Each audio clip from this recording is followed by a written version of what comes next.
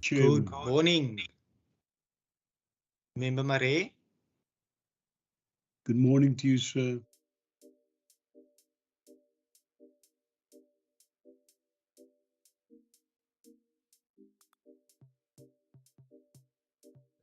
Members, it is now 10 o'clock, 3rd of the 3rde Maart, and we are sitting today for Standing Committee on Community Safety, Cultural Affairs and Sport, specifically dealing with the Policing Needs and Priorities report. I will allow members to introduce themselves for the record, and thereafter the officials as well as officials from the City of Cape Town. Members, over to you. Good morning, Deirdre Bartman. Good morning, Ricardo Mackenzie. Good morning, Good Chair. morning. Leslie Kama. Good morning, Chair Wendy Kaiser-Philander. Good morning, Chair Peter Marais. Thank you so much. And members, once again, I have indicated yesterday that we have welcomed member Deirdre Bartman as a permanent member. I also want to take this opportunity to wish member Ricardo Mackenzie a warm welcome as a permanent member to the Standing Committee as well. Members, I have noted that we have received an apology for member Christians, as well as for Alderman J.P. Smith, who will be represented by an official here today. On that note, may I get an indication from departmental staff that's here? HOD? Good morning, Honourable Chair and members. Good to see you again, twice in 2 days. I would just like to introduce the team that are present from the department. So we have the Chief Director, Secretariat for Safety and Security, David Kutsia, the Director for Policy and Research, Amanda Dissel, the Director for Monitoring and Evaluation, Mr. Becky Simalane, and the Acting Director for Safety, Promotion and Partnerships, Wayne Butler. Thank you, Chair. Thank you so much, HOD. I do note that we are still expecting the City of Cape Town to join us here today, but let us proceed. And I would like to state that for the record, that we are all now deeply familiar with our engagement on this virtual platform. And I will refer members to the ATC of the 17th of April 2020. Members, in terms of our agenda item today, which was duly circulated together with the Policing Needs and Priorities report, and I do want to state again that members would be aware that this particular meeting was postponed due to the fact that in late 2021, there was a change in the parliamentary program. As such, we are doing it today, and I do want to once again thank members for availing themselves to engage in this important matter, which is an annual occurrence in terms of the Western Cape Safety Act, and that's in terms of Section 23.3 as well as 4 in terms of the Western Cape Community Safety Act. I do note that the document has been circulated, as well as we will receive a presentation from Docs in this regard. Member Kama, I see your hand.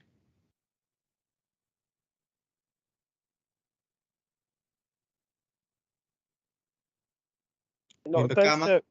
Sorry for that, Chair. Chair, it's just a clarity through you, Chair. It's fresh on my mind because remember, Deirdre Bartman would have mentioned it yesterday. So I wanted to check, Chair, if the leave of member, because I see is also present in the meeting, does it mean the leave is now over?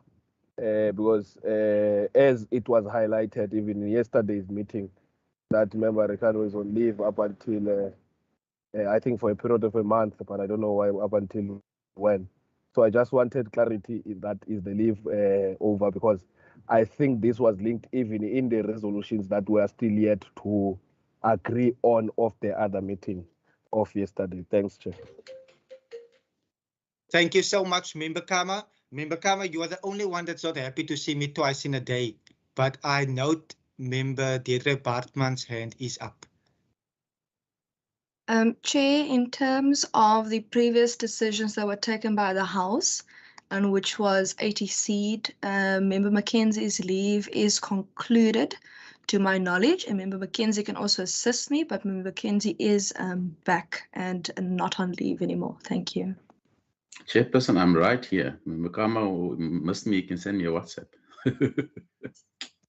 Thank you so much. On that note, members, we will duly proceed. As I've stated, that we are expecting the City of Cape Town to join us, and I will ask our procedural officer to ascertain where they are and when they will be joining. But once again, please feel welcomed. I am going to allow the HOD at this point to provide us with a high-level overview and presentation based on the document that was duly circulated. But once again, thank you. Member Marais, I see your hand. Yes, Chairperson, yesterday there was a call in Parliament that Mr. J.P. Smith must appear before us as a committee. Is this his appearance? This is about the Minister Fritz case. In what? Member Marais, you went on mute with the last I aspect. want to know, why is Mr. J.P. Smith here? Is it because the committee yesterday suggested that we call Mr. J.P. Smith because he was the third party who reported Mr. Fritz to the Premier to explain his actions, why he didn't report it to the police, but to a political official. So is this why he is here, so that we can know? I get the gist of your question, and I do know that we as a committee has been extremely active in terms of calling urgent meetings as well. But I do want to assure you that following yesterday's meeting, today's meeting is not in reference to the remarks that were made yesterday.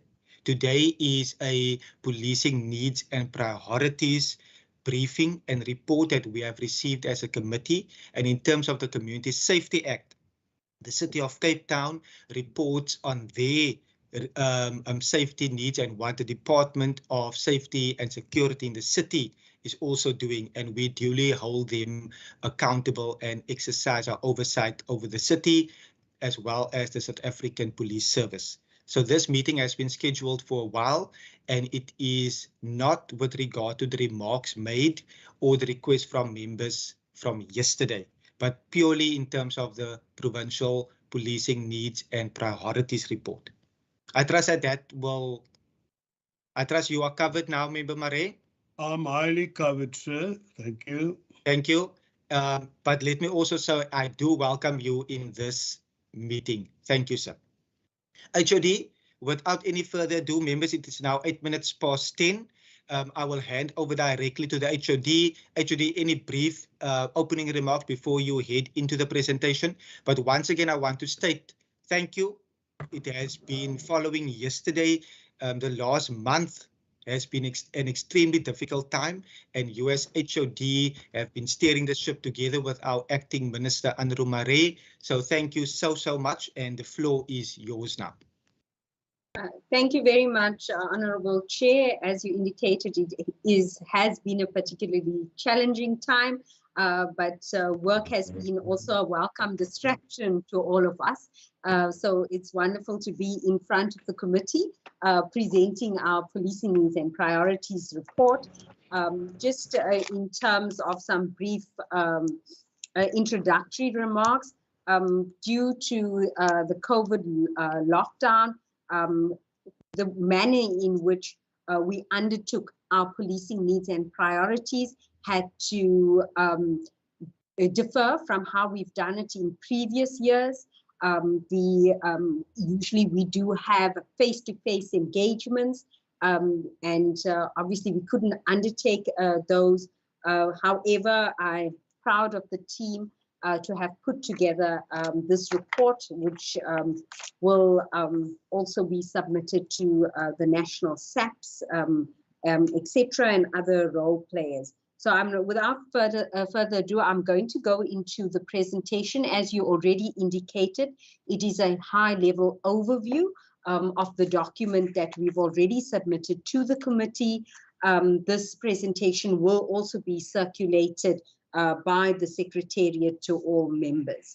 I will be just going through the introduction and a few slides, and then our Director for Policy and Research will take over, and then we will also avail ourselves to answer any of the questions that may arise out of our report as well.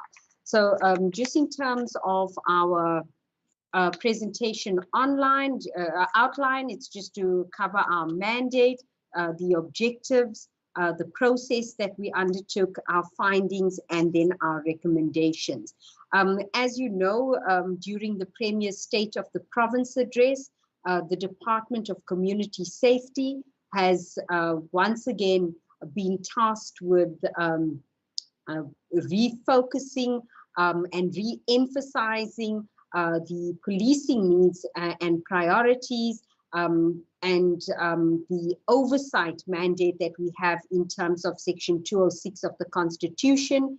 So we've taken on that role, re-energized to take on a greater role, I must say, in relation to our oversight inspections. We will be conducting physical visits to the 151 police stations in the coming year. We will be producing a report every quarter on the consolidated police inspections that we will be conducting. We will also produce an annual report in the first quarter of this year on the inspections we conducted last year, and we will then take this firm stand on the influencing just not resource allocation to the Western Cape in relation to SAPS, but then also for us to influence national policy as it affects the Western Cape.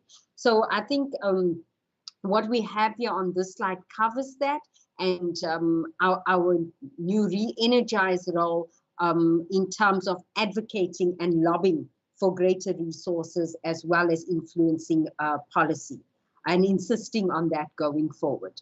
In terms of our Community Safety Act, Section 23 states that the MEC must report annually to the Provincial Parliament on his or her findings, and it must be debated in the Standing Committee, and we're doing so. The Standing Committee must consider and debate the report and may hold public hearings and request representations from stakeholders with an interest in this report.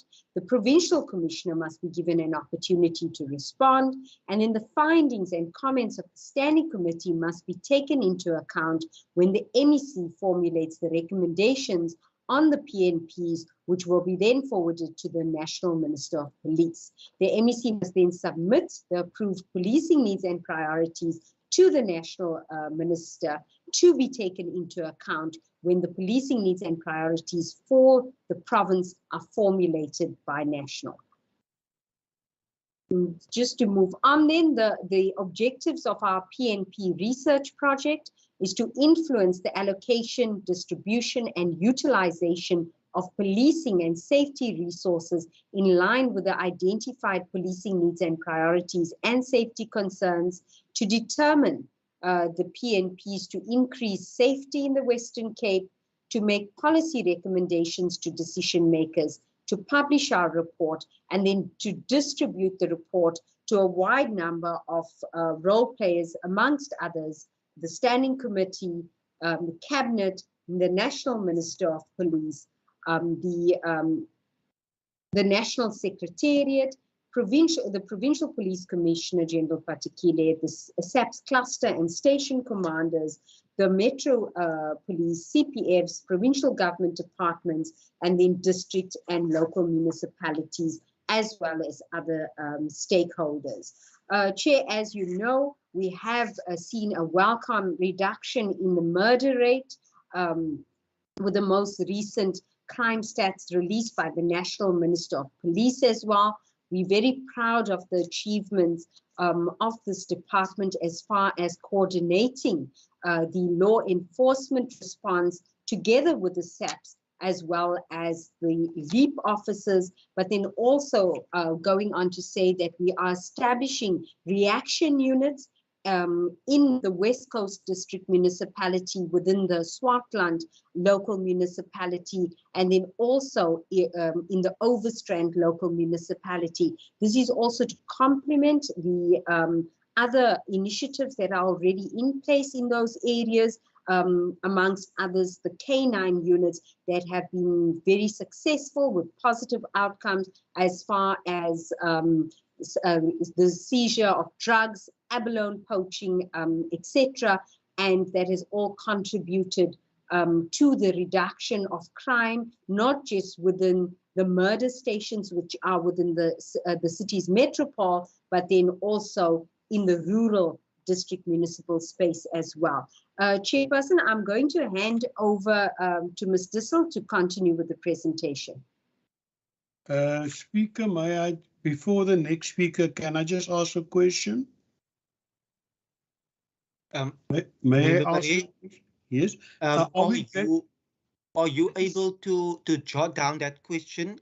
And no, not to the minister, not to the person, to you as a chair. I want to. Oh, ask. Yes, let me hear. Thank you, thank you.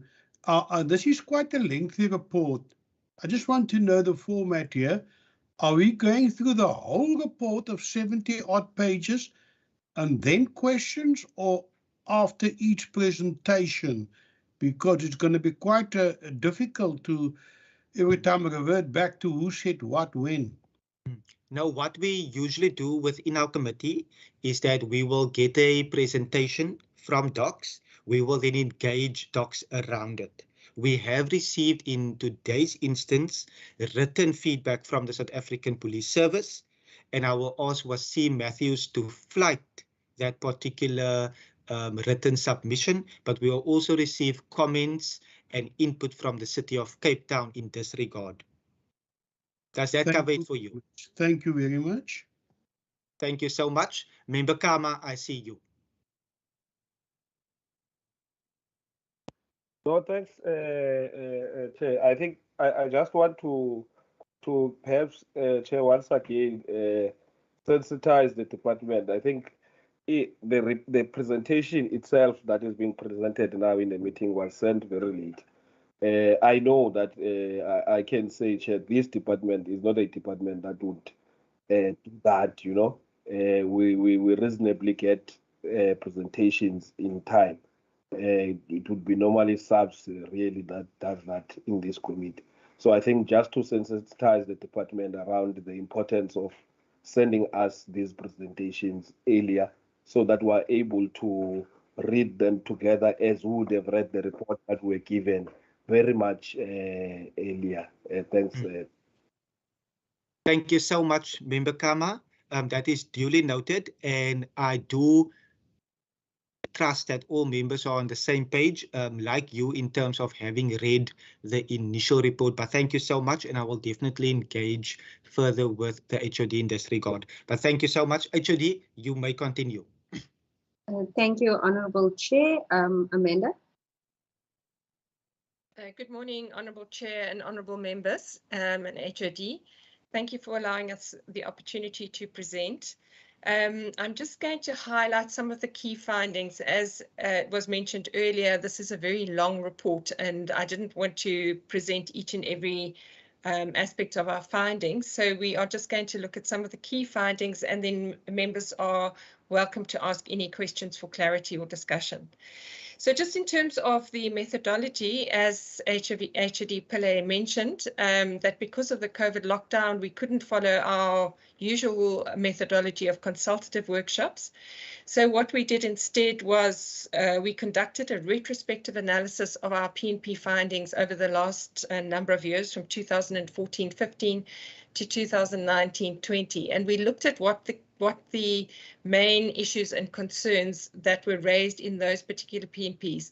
And we wanted to see to what extent those issues had been addressed by the SAPs and other stakeholders in that intervening period. So in order to ascertain the progress or extent of completion on those issues, we undertook then a desktop analysis of various sources. We looked at the SAP's annual reports, the victims of crime surveys, media reports, parliamentary surveys, and other official reports generated through our department as well as other departments.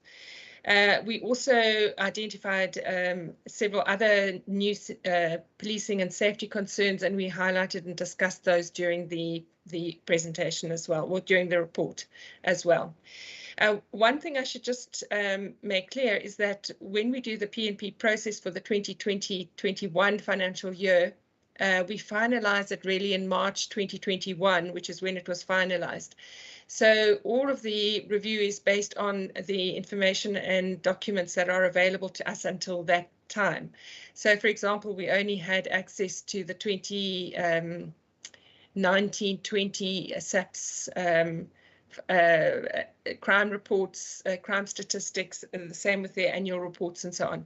So a lot of the information is now outdated, given also that it's a whole year later that we are looking at it. So to some extent, there might have been some adjustments and some progress made or changes to some of the issues that we had identified in our report at that stage.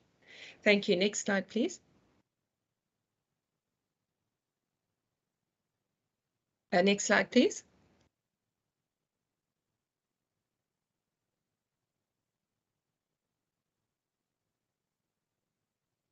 So this is just some of the selected findings. We have just identified a couple of issues that we wanted to highlight for discussion, and these are the mainly issues to do with the SAPS.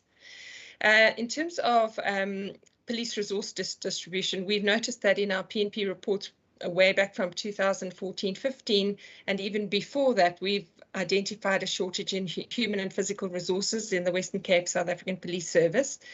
And this has been a consistent area that has been raised for the whole province, as well as for all the individual policing precincts that we've engaged with as well. So when we looked at what the policy and practices around this, we know that the SAPS theoretical human resource requirement is still in place.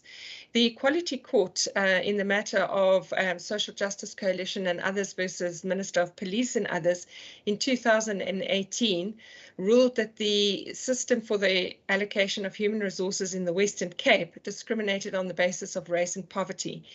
There was a second component of that particular court matter, and the parties were meant to come to a settlement, but they did not make a settlement, and the court has not made a ruling on the remedy. As a result, the Social Justice Coalition took the matter to the Constitutional Court. There was a hearing on this on the 3rd of February this year, to decide whether the Constitutional Court really had the locus standi to make a ruling on the remedy. We haven't had the judgment on that yet, but so this matter is still ongoing. But in the interim, and this happened last year as part of the court papers, is that the SAPS did submit a copy of the updated theoretical human resource requirement, which does to some extent take into account the new policies around addressing poverty and race. So we still need to engage with that in the next year. But when we look at the establishment, in that period, the establishment had increased 11% nationally, whereas provincially it had only increased by 4.8%. This is way below the same extent of increase in the population, which increased by 30.1%. There were 23,877 posts on the granted establishment in the Western Cape for 2019-20. And SAPS reported that it had achieved a 24.4% fulfillment of the posts against that establishment. Still, 94.4% is lower than the national filling of posts. In the 2019-20 year, and I assume that this is in the 2019 year, there were 1,166 members recruited and trained. One of the other issues that we were concerned about is the SAPS national police to population ratio is 1 to 400, whereas in the Western Cape it was 1 to 553, which is it was 1 to 5/7 in 2018-19, which was an improvement from 1 to 553 from the previous year. But there is still a big gap. And insufficient, we would submit an insufficient number of policing personnel in the province. If you look at the graph below, you can see how the SAPS personnel has increased its complement over the years and compared with the Western Cape, which hasn't increased at the same rate. Next slide, please. We looked at police basic training. During the 2019 year, the Department of Community Safety, in partnership with the Civilian Secretariat nationally, conducted a review of the basic police development learning program at 3 academies in the Western Cape. The person who's responsible, who conducted that particular evaluation, Becky Temba Semelani, is on the call if you have any questions to him later. What was recommended is that attention needs to be paid to ensuring that the right caliber of trainees are accepted into the academy and that the right trainees graduate from the system so that they can become capable constables and police. We found that there is to some extent a matter of police officials just being graduated through the academy without doing proper assessment and evaluation. The curriculum and structure of the BPDLP needs to be reviewed to focus more on practical training and on skills that a constable requires when immediately appointed, such as statement taking. So there's quite a lot of theory in the training, and we thought that there needs to be more practical training. In-field training and supervision needs to be introduced. What happens is that the trainees are, after they've gone through their academic training, they are then deployed to police stations, and they are, to all intents and purposes, regarded as functional police officials. In the past, there used to be a formalized system of in-field training and supervision, and we were recommending that that needs to be reintroduced. And then we also noticed that there was a shortage of properly trained and qualified lecturers, and that needs to be better capacitated. Also, it was apparent that not all lecturers do actually have experience of policing, and we thought that that was particularly valuable, especially as the trainees are to go out into the field immediately after completing their training. Then we also thought that the training colleges should offer both theoretical and practical public order policing foundation training, seeing that these constables are likely to be exposed to social protests upon their deployment and will be expected to police such situations. Thank you. Next slide, please. Chair, I just want to mention that in our report, we did make a note, and we did consider the impact of COVID lockdown and the regulations on the South African police and also on crime and safety. I haven't included it in the presentation, but again, if members would like to discuss that, we are open to such issues. It's just not included in the presentation. One of the other issues that had arisen in many of our PNP engagements was the problem of cases being withdrawn and not being finalized, and people not seeing a result on cases being reported to the police. So we looked at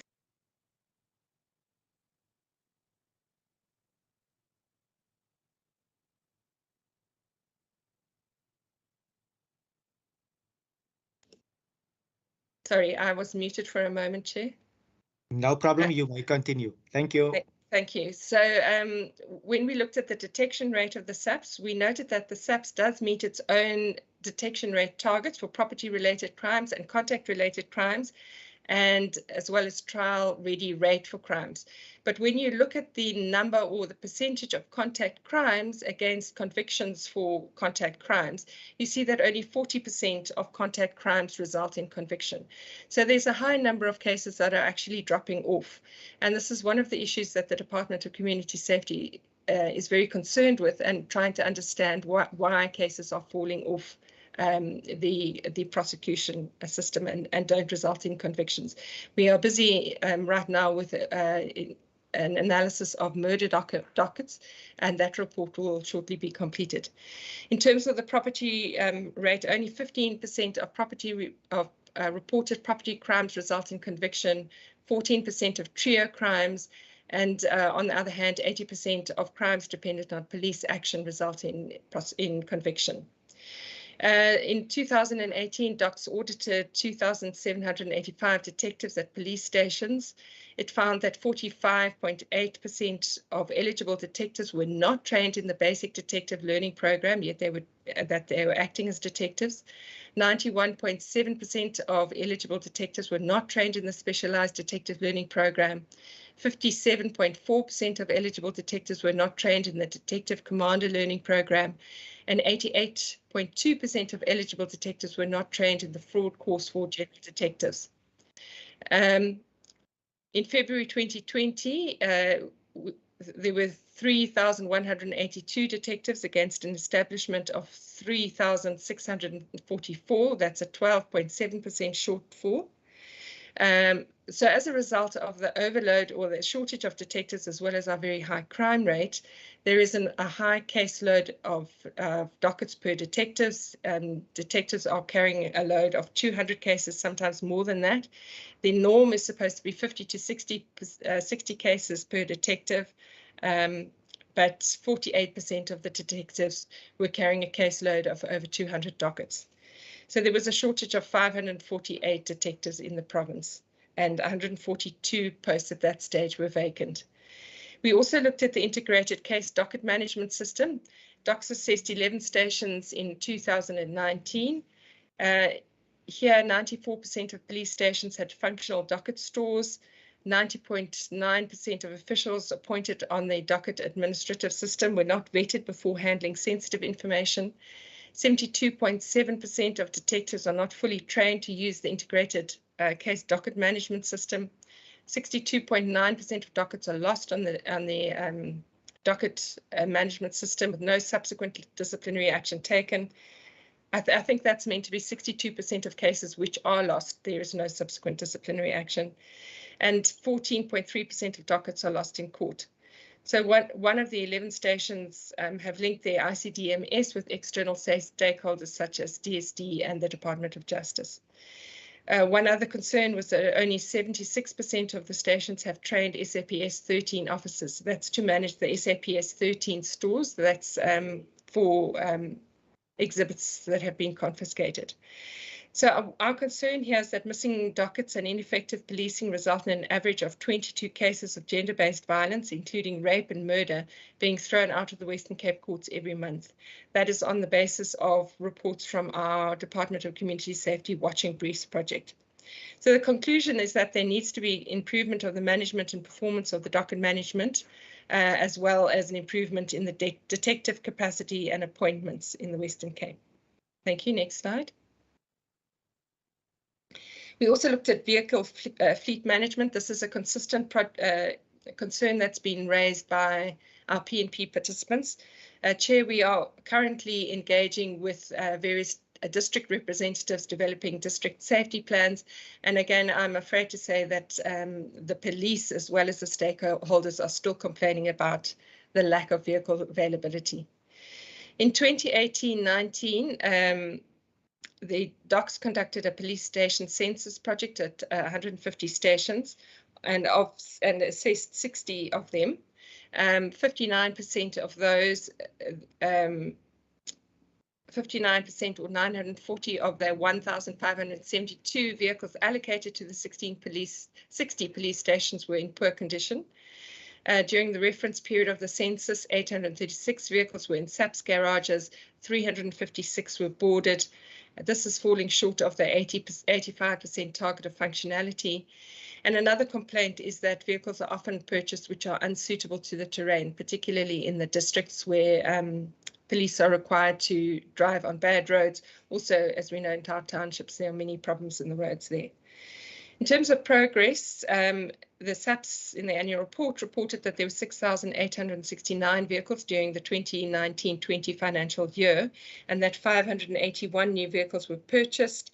They reported that the province surpassed the approved personnel to vehicle ratio set at 4.51 to 1 vehicle, and that they achieved 3.96 personnel to 1 vehicle. The national target is 85% in respect of availability of vehicles, and that was also achieved. So our conclusion was that the level of vehicle availability has improved, but this is also to be taken into account that we've had at the same time a concurrent decrease in the number of personnel. So the ratio is likely to be impacted by that. There was a purchase of new vehicles and measures put in place to prevent misuse, but we know that this is still continuing. And of concern is the lengthy period that vehicles take after sending them to SAPS garages for repair and maintenance. And this is a matter that needs to be urgently addressed by the Provincial Office. Next slide, please.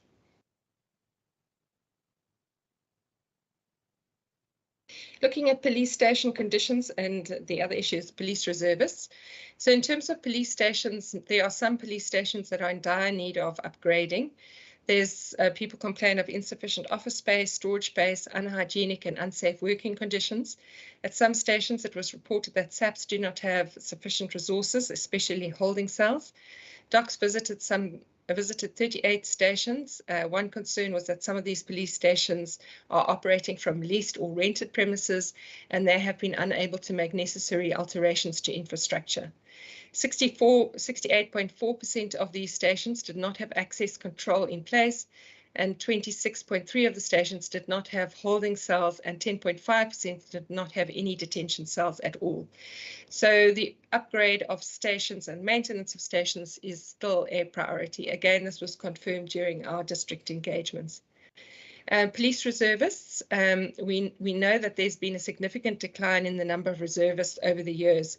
In 2018, nationally there were 66,000 reservists, and this declined to over 10,000 in 2019. In June 2019, there were only 867 in the Western Cape. This is a significant decline in the potential capacity and support to the SAPs in the Western Cape. The Ombudsman had also conducted an investigation into reservists, and he noted that a number of reasons why reservists are not being appointed. In previous years, the department had made 5 million available to support reservists, but this was not taken up by the SAPs. We noted that in terms of progress, SAPS has changed the eligibility criteria in 2020. Applicants must be at least 20 years of age, but below 50 years of age. But being employed is no longer a prerequisite, but it's a preference. And so as a result of the relaxed conditions, we really hope and need the SAPs to recruit new reservists. Next slide, please. Police visibility and response times. We highlighted a number of issues in terms of police visibility, but one of them is the link to vigilantism.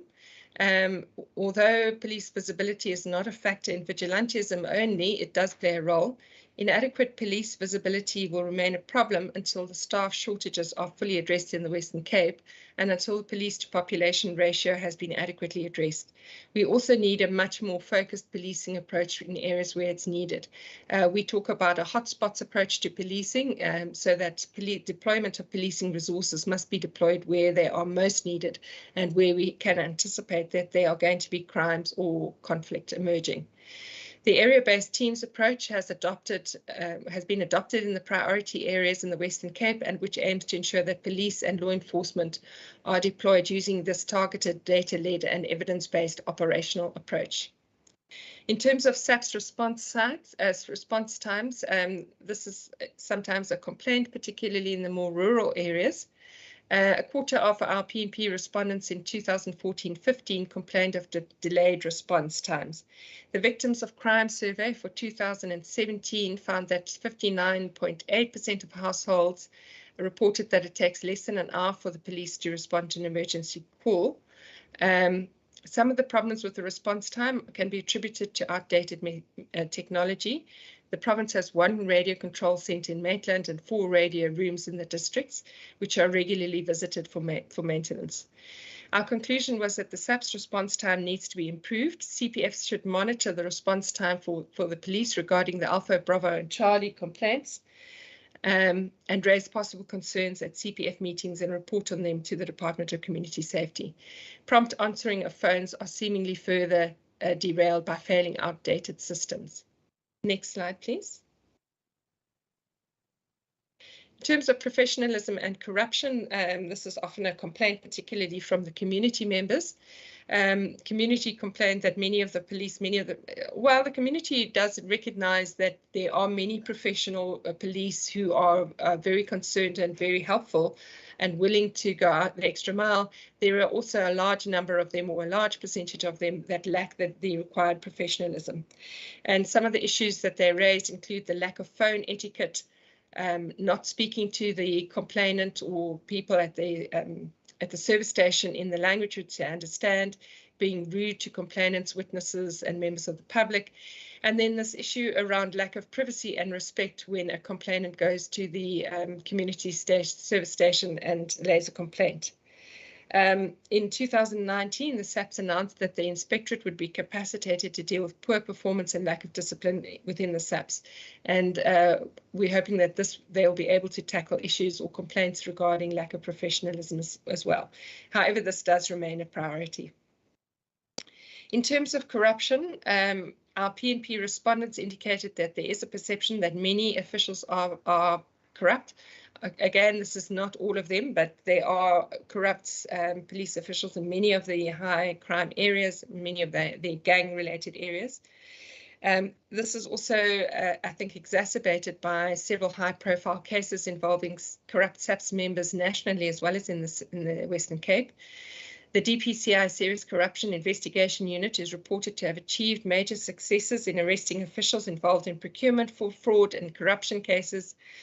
And we have the Anti-Corruption Unit in the Western Cape, which investigates corruption and corruption-related allegations against SAPS members. In 2019-20, SAPS reported that 33 members were arrested on charges of corruption, business robbery, defeating the administration of justice, fraud, extortion, kidnapping, and theft. And 9 members were convicted of corruption and corruption-related cases. Chair, but this corruption often happens at a very low level as well in the day-to-day interaction between SAPS members and members of the public. So corruption needs to be addressed decisively and must not be tolerated within the SAPS. DOCS will continue to monitor the work of the DPCI Serious Corruption Investigation Unit and other fraud or corruption cases. Thank you. Next slide, please. In terms of municipal police and law enforcement, during the engagements, the PNP, the members of the public and stakeholders have noted concerns with the shortage of law enforcement personnel, and particularly with the operating hours. Outside of the city of the Cape Town, municipal law enforcement officials typically only operate on weekdays and during working hours from 6 to 6 in the evening, and they are not available where and when crime occurs most, which is over the weekends and after hours. The city of Cape Town law enforcement operates on a 24-hour basis, on the other hand, with the integration of the city's 3 policing departments, namely the Metro Police, Law Enforcement and Traffic Services. But we don't have that same system elsewhere. We also have the adoption of the LEAP project, the Law Enforcement Advancement Program in 2020, where we have appointed over 1,000 LEAP officers in the city of Cape Town. There were 451 law enforcement officials recruited and deployed in the priority stations in the Metro in February 2020, and then a further 500 were deployed in the second half of 2021. Since the LEAP officers have been deployed in the priority area between February 2020 and March 21, they had confiscated 51 firearms and 384 rounds of ammunition. They had made 1,543 arrests, of which 911 were for drugs. They had searched over 5,000 houses, 148,000 suspects, and they had also inspected over 2,000 shebeens and closed 333. Chair, we have just completed a rapid assessment of the LEAP program, and we will shortly be releasing the report, which does give you more updated figures on the successes and achievements of the LEAP program. So our conclusion is that municipalities really need to evaluate the working hours of law enforcement to ensure that they are working at times when crime is most prevalent. Thank you. Next slide. In terms of the management of domestic violence, in 2019-20, the crime statistics indicated that crimes against women decreased by 4%, 4.8% nationally and 4.6% in the Western Cape. and crimes against children also decreased by 6.4% nationally and 5.45% in the Western Cape. We reported that SAPS reported that domestic violence in the province accounted for 5% of the total recorded murder incidents in the province, which is a high number. In Mufuleni, Nyanga, Khayelitsha, Harare, and Kraaifontein were some of the highest contributing stations for domestic related murders. DOCS also had conducted an evaluation of the SAPS management of DVA cases in 2018-19. They found a lack of alignment between the DVA registers and other DVA records, including the occurrence book and pocketbooks of members at certain stations. Protection orders were not always served within the targeted 48 hours. Copies of final protection orders were not filed correctly and were not available in stations. There was a lack of trained volunteers in the victim-friendly rooms at some stations. There was a lack of safe housing facilities within the precincts for a number of stations, including in Khayelitsha and Mufuleni. 67% of visible policing members and 74% of detectives at the top 20 stations had not undergone the 5-day DVA training course. And in 2018-19, only 12 DVA courses were provided for station-level personnel. So there's much to do around dealing with domestic violence cases at the station level. In terms of progress, the Gender-Based Violence and Femicide National Strategic Plan was published in 2020. The Western Cape government also adopted a gender-based violence strategy in 2021.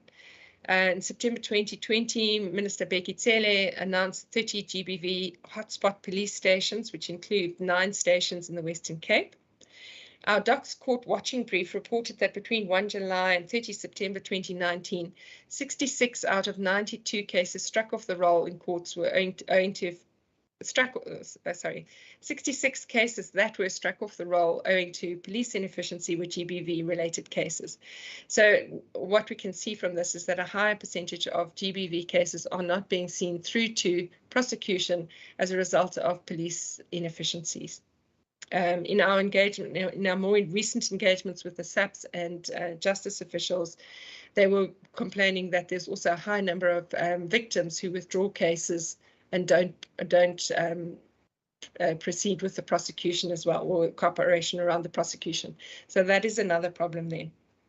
DOCS conducted an assessment of 16 police stations during the year and found that there was 50 to 88 compliance with the DVA Act at the different stations. So in conclusion, policing of gender-based violence remains a priority.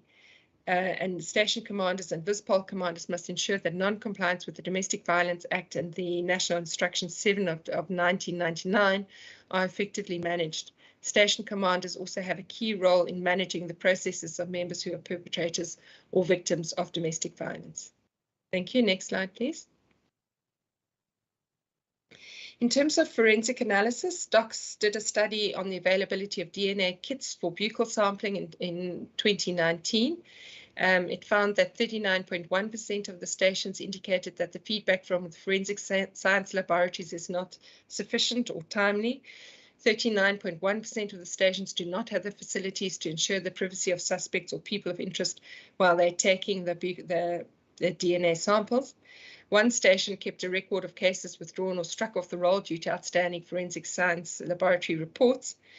2 stations conducted regular inspections of the SAPS 13 stores by recording it in their occurrence books. 43.5% of the sample stations did not have any kits to conduct buccal sampling, and only 13% of stations had between 1 and 5 kits available. This is an enormous problem for investigation. Some stations reported that the shortage of stock for the past 2 years included not only buccal sample kits, but also other DNA collection kits such as adult sexual kits, actual sexual violence kits, pediatric kits, and sexual assault kits. We also saw during that period that there was an escalation of problems with the forensic analysis due to procurement issues. I know that this committee has considered it as well as the Parliamentary Portfolio Committee.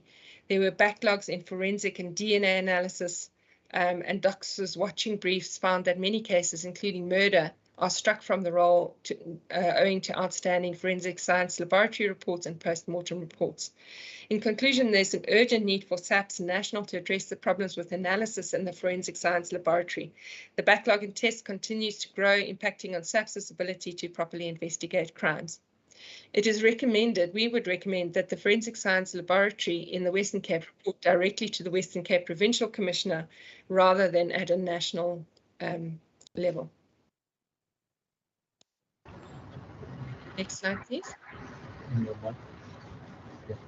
The policing of firearms and ammunition. In terms of the problem, in 2018, an external source reported that approximately 5.4 million South Africans have guns in their possession, but only about 3 million of them are licensed. We get information on the number of firearms by looking at the number of cases that have been, the applications that have been received by the Central Firearms Registry. In 2019-20, sorry, there is a digit missing there. It's 107,631 new firearm applications were received nationally, and 7,762 applications were received in the Western Cape. In the Western Cape, during that same year, 12,045 firearm licenses were renewed out of 13,383 applications. There are a large number of firearms in the Western Cape. The percentage of firearm murders and attempted murders is increasing. It increased from 36%, sorry, that is supposed to read from 2016 to 46% in 2019-20. Firearms were used in 92.3% of reported gang murders, 98.3% of attempted gang murders, and 100% of taxi-related murders. So firearms, and particularly illegal firearms, are an enormous source of concern in the province. In the Western Cape, 38 firearms were lost or stolen from the police in the same period, and 52 were reported as recovered. But firearms are also lost from the SAPS 13 stores, and that's a major source of concern. In the firearms amnesty, the period 1 December 2019 to end of May 2020, 44,000 firearms and 246,000 rounds of ammunition were surrendered nationally. In the Western Cape, on the other hand, this is outside of the amnesty, only 1,830 lost or stolen firearms that were reported were recovered, and this is a decrease from the previous year. We know that in July 2020, 30,000 confiscated firearms were destroyed in Gauteng, and of these, 1,697 came from the Western Cape. So one of the focus areas of the LEAP officials deployed in the priority areas is on the recovery of illegal firearms. And the department is currently, together with the NPA and SAPS and other role players, in the process of developing a firearms harms reduction strategy and implementation plan, which will look at removing firearms and processing firearm-related cases more speedily through the system, making sure that firearms are cleared out of the SAP 13 stores and then readied for destruction, rather than making them vulnerable to leakage into the illegal market again. Next slide, please. Okay, we're just going to move now on to the recommendations. So firstly, we made a recommendation around strengthening SAPS resources. The first recommendation is to recruit and appoint additional SAPS members. Obviously, there was no recruitment and appointment of SAPS members during the lockdown period. And we've just recently heard that SAPS is in the process of recruiting members. But we also need to look at making sure that they are evenly distributed throughout the province and particularly deployed to areas where they are needed. The theoretical human resource requirement needs to be amended and updated. There needs to be more consultation around this. I did mention earlier that the THHR was submitted as part of the court papers, but it was not circulated to departments or to stakeholders for consultation before that process. So this is an issue that needs to be looked at. So as soon as possible, SAPS members must be recruited, trained and deployed. And then also our recommendation is to relook at the training curricula for police officials. In terms of physical resources, we need to improve vehicle fleet management and ensure that there are limited delays in repairing of vehicles. Government garages must ensure that service standards are maintained and that vehicles are serviced within the shortest possible turnaround time. The personnel to vehicle ratio needs to be improved, and those police stations which do require upgrades must be attended to, and CCTV cameras and security installations must be installed to address security risks. This is not only security risks for police members, but for members of the public, and also, of course, for the property at the police stations and for the security of the firearm stores as well. Next slide. In terms of police reservists, we strongly recommend it's imperative that SAPS recruit police reservists. In the report, Honourable Chair, we have got a section dealing with policing of the railway environment, and we recommend that a strategy needs to be developed to ensure effective policing of the railway environment to ensure the safety of commuters and staff, as well as to deal with railway assets and infrastructure. We know that's been an enormous problem, especially over the COVID lockdown period. SAPS detectives, the shortfall in the number of detectives has continued, and the detection rate of most serious crimes has declined. There was a detective academy announced in 2019. This needs to be established and to ensure that it offers training to all SAPS members involved in investigating crimes. And in addition, we need advanced and specialized detective training, which includes training on how to collect DNA and buccal samples and other DNA samples as well. Thank you. In terms of integrated case docket management and the docket archive stores, detectives must be trained on the implementation of the ICDMS. All stations must ensure that they appoint vetted members to manage the docket archive stores. All stations should conduct an audit of training needs for data typists and detectives to use the ICDMS. All stations must ensure that they adhere to the minimum requirements of the National Instruction 13 of 2017. In terms of addressing police corruption, corruption in the police must be addressed at all levels. Attention needs to be paid to police culture, which allows corruption to flourish. Management and political leadership needs to give clear signals through their speeches and actions that corruption must not be tolerated. The SAPS anti-corruption unit needs to continue investigating allegations of corruption and ensure that corrupt members are prosecuted. The performance of this unit should also be monitored. Strong partnerships with the community and civil society and good communication can help to improve trust and encourage the community to report corruption and expect that their reports will be taken seriously. Next slide, please. We need to address the backlogs in forensic laboratories. I've already made the recommendations around this. Again, just to emphasize that we would recommend that the Forensic Science Laboratory report in the Western Cape report directly to the Western Cape Commissioner, and that the Department of Community Safety would then be able to have better oversight over that. But we also need to look at ensuring basic infrastructure to protect the basic human rights of suspects and witnesses during sampling processes, and training should be provided to detectives and members in the visible policing components around that as well. Then, in terms of greater collaboration between SAPS and law enforcement authorities, we know that there's a lot of collaboration already between SAPS and law enforcement, but there is a need for greater collaboration and integration of operations. Joint planning and operations are required, and as well as the sharing of crime information and threats in order to implement an effective hotspots approach to policing. So we need to look at exploring various technological platforms such as collaboration around CCTV footage, gunfire detection and drone technology such as the City of Cape Town does have. We also need to look at integration of radio technology and systems between the SAPS and the municipalities. Next slide, please. In terms of management of firearms and ammunition, SAPS must continue to focus on firearm recoveries and confiscations through stop and search and intelligence-led operations. We need a closer management of firearm stockpiles. Confiscated firearms need to be destroyed more regularly. There must be better regulation of the sale of ammunition to prevent large amounts being bought and sold. And SAPS must ensure that firearm-related offences are thoroughly investigated. And Chair, we know that the Firearms Control Act amendment bill was released for comment last year, and there are still further consultations engaged around that, and we're hoping that this bill will address some of these shortcomings. In terms of collaboration and integration, I think I've already raised this issue. Sorry, if we could have the next slide, please.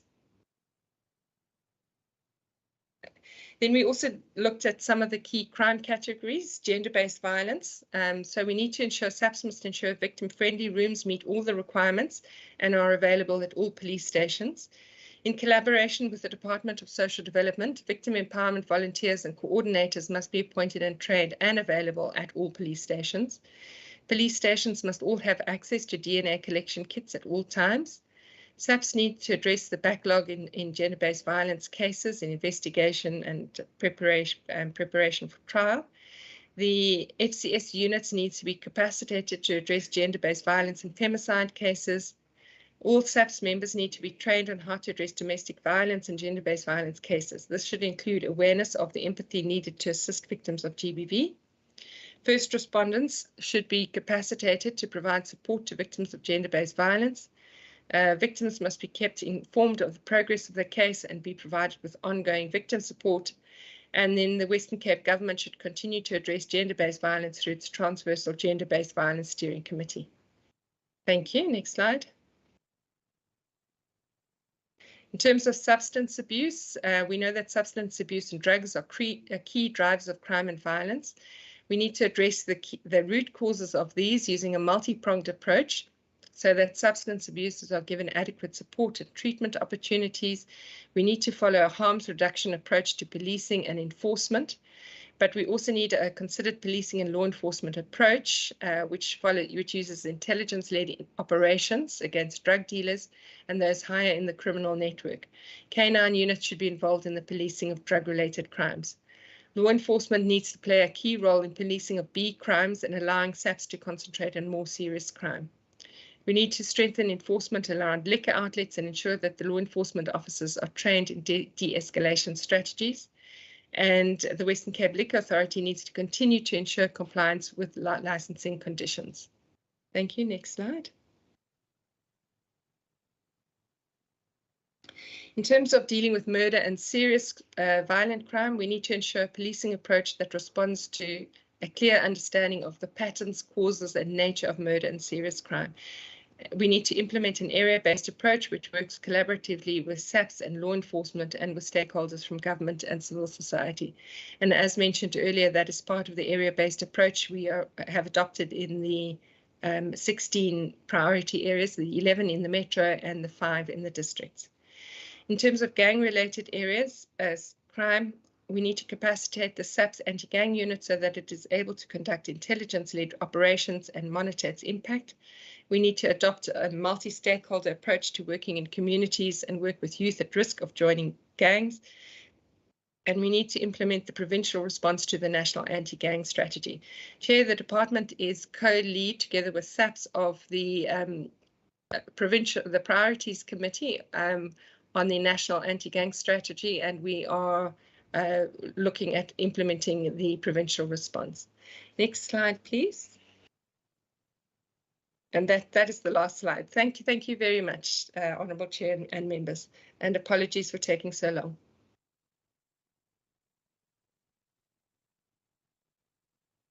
Mr. Sil, thank you so much for your detailed presentation together with the remarks made by the HOD earlier.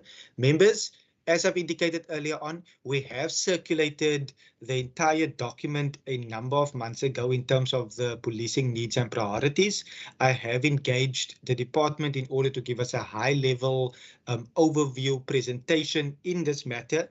Based on the presentation, you will clearly see that the work that the department does, that our committee does, is so vital in terms of not only fostering relationships with all stakeholders, but also in exercising our duty to hold SAPS and DOCS duly accountable. What I'll do now, before I take a round of input in terms of questions, clarity seeking, comments, I will just wish to note that we have Chief Leroux that has since joined us, together with Executive Director Mr. Botto. as well as Ms. Singh, who is the ESO, the Executive Support Officer in the Office of the MACO Member for Safety and Security in the City of Cape Town. May you briefly introduce yourselves for the record, please?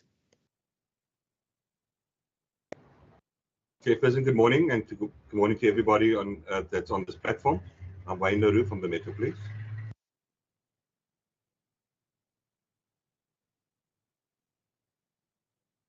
Mr. Botto, are you able to hear me? Are you still with us? And Ms. Singh, are you with us?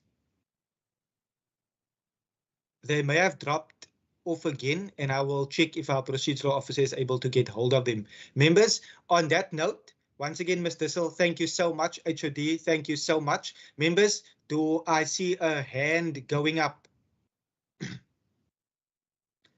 In order of one would be Member Peter Marais, two will be Member Deirdre Bartman, then Member Mackenzie, Member Kama, in that order. Member Marais, we're ready for you. Thank you, sir. Thank you very much. Yes, a lot of questions come up here. This is a type of presentation which need us as members to take seriously, giving a lot of thought to it. It's not the instant solution. We got to put on our thinking cap here. It's a lot of information to process in an hour or two. The questions that come to mind is, and this is not for the department, but we as members, we are political functionaries, and we should ask ourselves, can liberal democratic principles and policies solve chronic criminality? That's a question we got to pose. And is excessive freedoms becoming a threat to peace? We heard that the report says ever since the lockdown has been lifted and more freedoms, there's been more crime. And this tells me, is freedom the friend of the people or the enemy of the people? And is our liberal constitution best suited to eradicating crime, or are we being hamstrung by it? Now, we just saw that the present minister is absent because he's been fired. Now, how does that affect policing? And I would like the department to be honest and tell me, you also have 4 of the officials that's been suspended. We're sitting with a huge problem. I want them to say, will the suspension of 4 ministers and Minister Fritz not being there and a new, shall I say, a minister who hasn't got any experience of policing in that position acting, well, how will this negatively affect the department's problems they currently have? Because we have become a voice in the wilderness, because the conclusions they draw is we need to do this. We should do this. I don't hear we will do this because they haven't got the power to do it. That every time they run to SAPS, with the same stories since 2015. I've gone through this report because I sat up last night and I read through it. And I see all the problems and I say, now, how do we solve these problems? The stats are going up, sir. There's not less crime, there's more. There's more murders. And we are jumping, we are now at 436,428 crimes. That's an increase. A 10-year trend, murder trends is 2308, it's now 3975. So I want to ask the department, do you see the light in the tunnel as an oncoming train? Or is it a light that gives the people more hope that we will beat the crime statistics from going up further? Or can you make a projection based on the past? It will only keep escalating, and your conclusions will always say, we must, not we will, we must, we need to do this and we need to do that. Thank you. Thank you so much, Member Marais. Before I see the second Member, this will be a perfect opportunity to set the record straight on a number of comments that were made. Member Marais, in terms of community safety, yesterday we did deal with matters pertaining to the former MEC. As committee members and all the permanent committee members will be fully aware of action that this committee has taken in terms of engaging the newly appointed acting MEC. So we have done that, Member Marais, and I would want us to stick to what is being discussed today.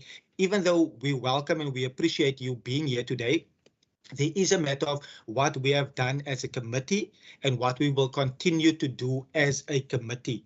And I would want us to stick in that regard. It is clear that the HOD, the DG, responded yesterday in terms of the 4 officials. The Premier also made remarks yesterday in terms of our committee for yesterday, and I wouldn't want us to blur the lines this morning. But I welcome your input, and I will afford the HOD to make comment in that regard once we have concluded our questions. But members, we have seen today in terms of where we are and where we potentially need to be. So I am going to allow members to continue with the questions, and then we will foster the room here today in order to engage. And I do want to make a recommendation later in terms of how we will deal with SAPS's response. I would like to put timelines, clear action plans, as well as a turnaround strategy on some of the points where SAPS came back and noted the comment. So I'd want us to engage in that fashion. But let me go on and see Member Bartman. Thank you, Chair. And before I pose my question, just thank you so much for the guidance in that regard. I think having deadlines and timelines is very, very important so that we can make sure that we hold the respective departments and entities accountable. My particular question is just how often does the department engage with the South African Police Service? What is that engagement like? And what is the departmental role in this regard, given the very close type of mandates or similar mandates when it comes to things like safety? I just want to understand how they interact with one another and dovetail each other in terms of respective programs. Thank you. Thank you so much. Member Mackenzie. Thank you, Chairperson, and thank you for your guidance. I just wanted to say that I appreciate our excessive freedoms. I think all of us should enjoy our freedoms, and definitely our freedom should not be up for discussion. Chairperson, page 20 up to 28. I'm not going to ask a question on each page, and I think you have alluded to the feedback from SAPS, but I just want to find out from the department, have they been in communication with SAPS with all the issues they raised from page 20 to and 28? You know, the SAPS resources, the additional SAP member, the reservists. I know that we at some point last year visited the forensic library, and you and member Gillian dealt with that extensively.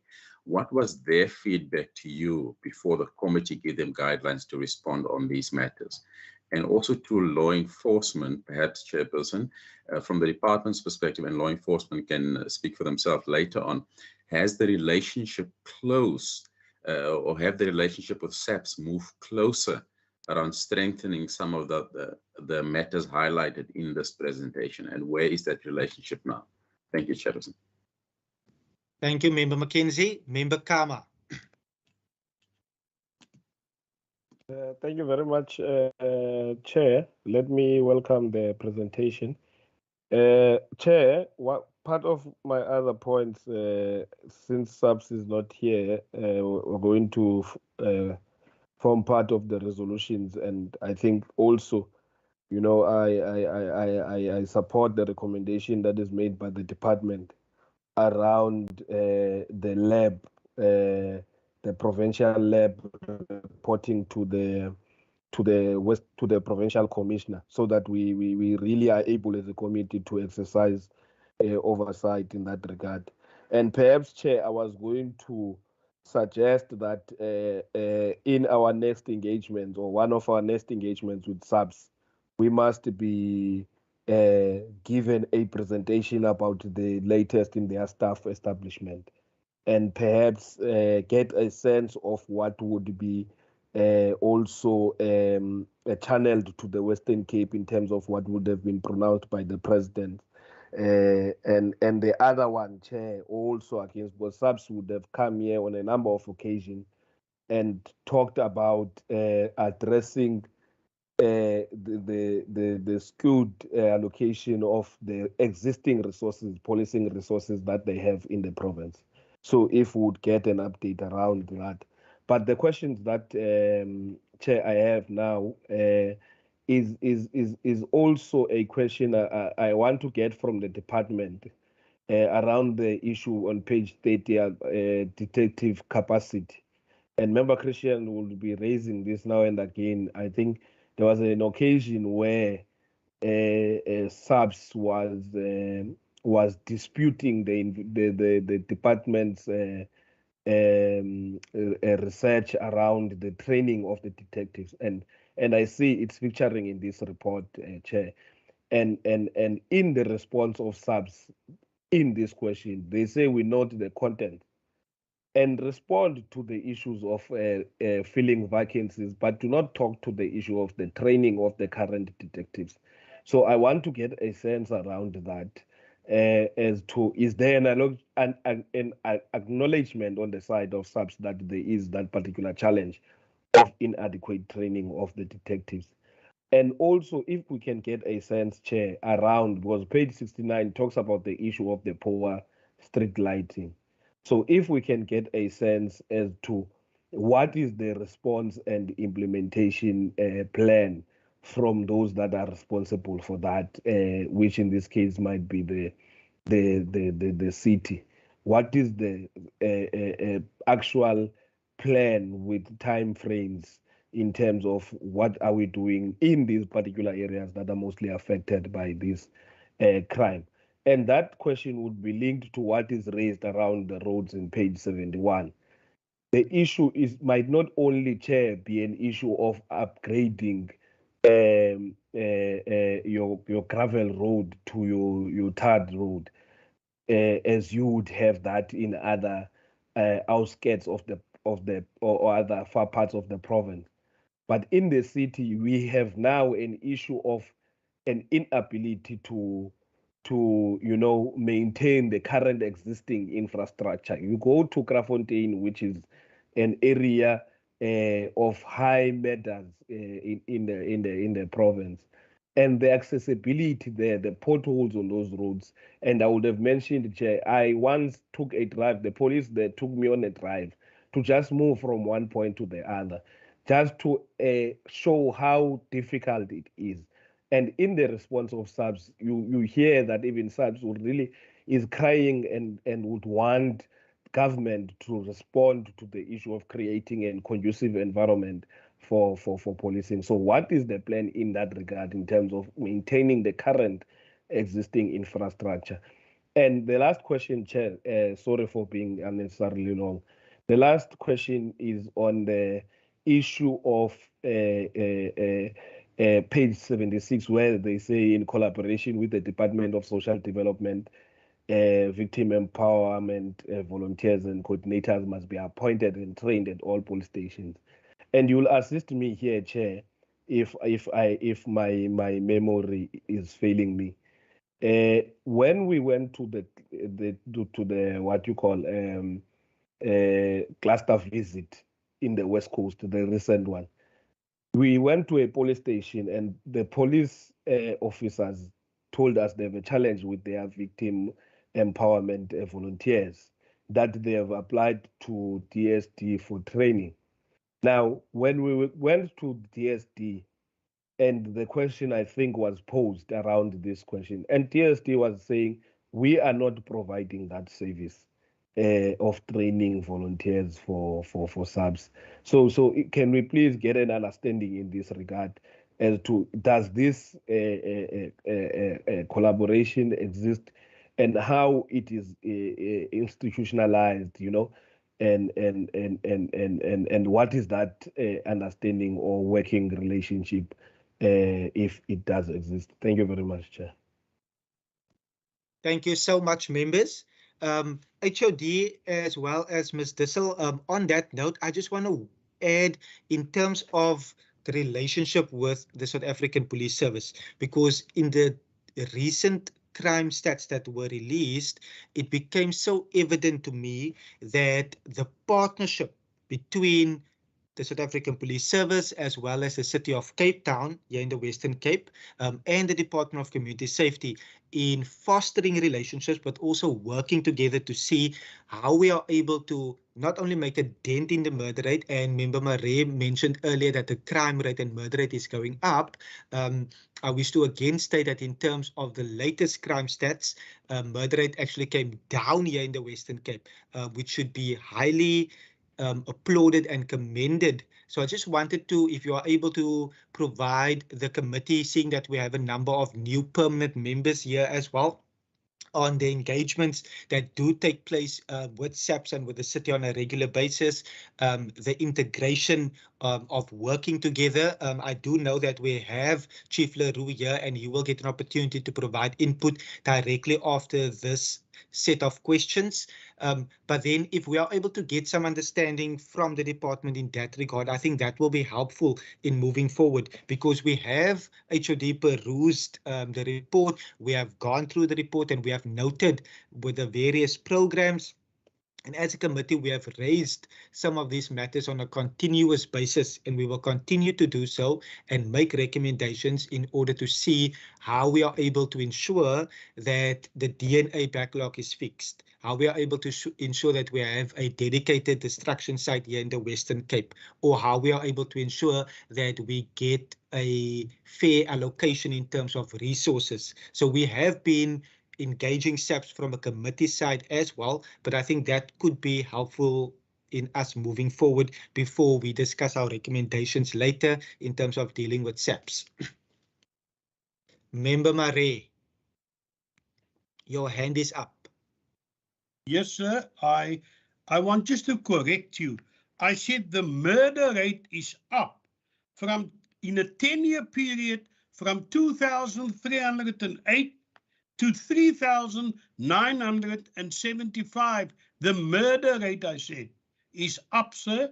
So you must withdraw that the crime rate for murder has come down. It's increased, sir, by more than 1,600. Thank you, Member Marais. You must please keep that comment for the debate, because we can then discuss that further. Here in the Western Cape, where we are serving, where we have a duty and we took an oath, that stat speaks for itself, but we can keep that information for debates moving forward. But I do appreciate you being here. HOD, I will now hand over to you. Thank you, Honourable Chair, and thank you to the members for their questions. I will try and answer as much as possible, and then also hand over to the team to make some additions as well. And if I forget any of the questions, if I could please ask after we're done for the honourable members to please remind us if we missed any of them. Perhaps I can just start then with Honourable Member Marais and his input. Or maybe I should go back and first apologize in terms of the presentation being submitted this morning. Honourable Chair and members, we sincerely apologize for that. Initially, we were going to just have the report be tabled as one normally does, and you go through page by page, but then we decided to rather also have a broad overview being presented to the standing committee as well.